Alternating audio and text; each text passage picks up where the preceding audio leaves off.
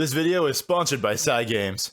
Hey familia, Igni here, and I'm here to tell you about the Rage Shadowverse World Grand Prix, one of the biggest Shadowverse events that's happening this weekend, December 23rd, 24th, Japan Standard Time. It is a huge tournament with 24 of the world's best Shadowverse players competing for a total cash prize of 120,000 US dollars held in Japan on a grand stage. So the way it works is 24 of the best players across the world, like I said, will come to Japan, and on the first day, there will be an 8-match Swiss tournament. The players will first play 2 regular constructed best-of-3 matches, but then 3 take-2 single matches, which is wild. So a lot of these players who are very strong and constructed are going to have to spend some time practicing their take-2 skills in order to win this, before moving on to another 3 constructed best-of-3 matches. Out of all of these matches, the top 8 players with the most points will then advance to the Grand Finals, which is an 8-player tournament, best-of-5 constructed. All of this culminating in the Grand Champion earning 50,000 US dollars to take home. So,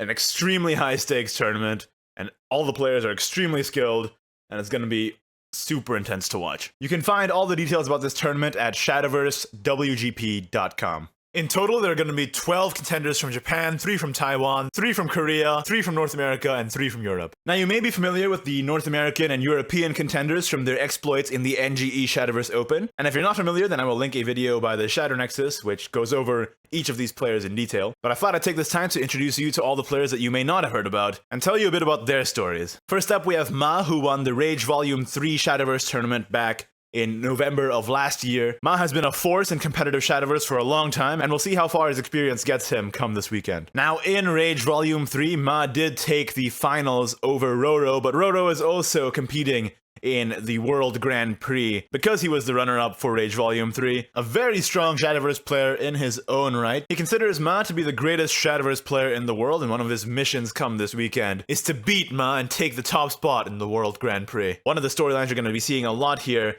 is the runners-up of the previous tournaments trying to overtake the ones who beat them before. And the same goes for Feg and Scourge here. Feg being the grand champion of the Rise of Bahamut Famitsu Cup back in March of this year. Scourge, the runner-up of that tournament, has had over 10 years of card gaming experience, and so is used to being on stage, won't let the nerves get to him. And with that experience as his strength, he's gunning for the prize money, and there is a lot to win. Enju was the grand champion of Rage Volume 4 Tempest of the Gods, and with the World Grand Prix taking place in the same venue as his previous championship win, he's hoping to take home another victory in the same location. With the ability to play himself out of tough spots in the tournaments he's competed in before, we'll see come this weekend if he can repeat that feat during the World Grand Prix. SOS, the runner-up of Rage Tempest of the Gods, who also competed in the Winter Grand Finals, has an affinity for Forestcraft's 1.5 years of Shadowverse experience and a very real chance to take home the trophy. Sure, who cemented his spot as the Rage Wonderland Dreams Grand Champion just this past September, coming back around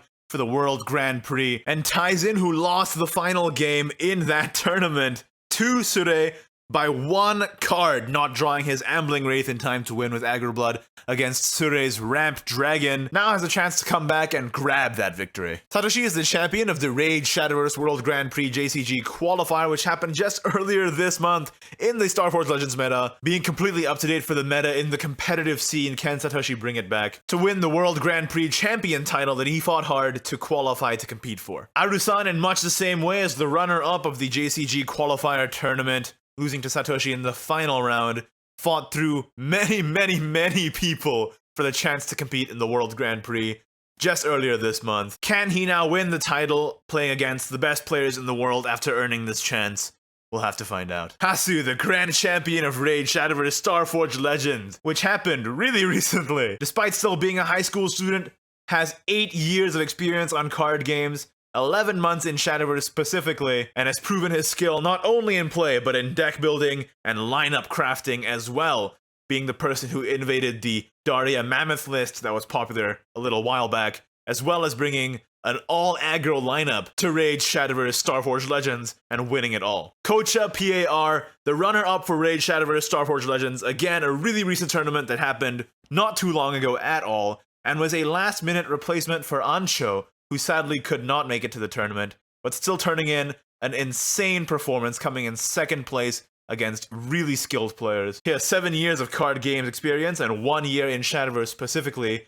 He also plays tennis, which we all know improves your top decking skill. Definitely one to watch out for come this weekend. Now, outside of Japan, we have some extremely strong contenders from Taiwan as well, with Yusei, 7GE Emerald, and RSI all being champions, not runners-up, champions of the 2017 Shadowverse Taiwan Open Winter Series in their respective regions. From Korea, we have Silent Slayer, the champion of the Masters of Shadowverse tournament in Korea, who beat Chopin, the runner-up. Now coming back again to compete against each other, this time on a global scale. Last but definitely not least, we have Yao, who has the most wins on the Korean official tournament league ladder, and even managed to score a win against Ma, the Volume 3 champion in a Japan versus Korea tournament. And there you have it, those are our players for the World Grand Prix being held December 23rd, 24th, Japan Standard Time, one of the biggest Shadowverse events to date on a global stage.